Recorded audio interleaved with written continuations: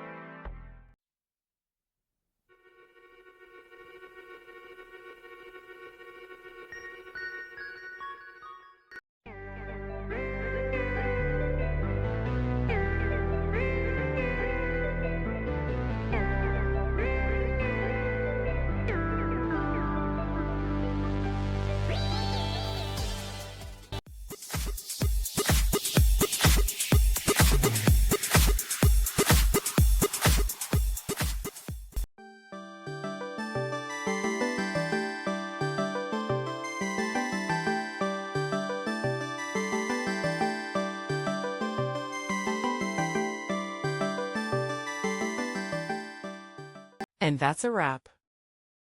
I hope you found the answer you were looking for. If you did, take a second to hit that subscribe button. It really helps out. And let me know in the comments which solution worked best for you. See you next time in the debug zone.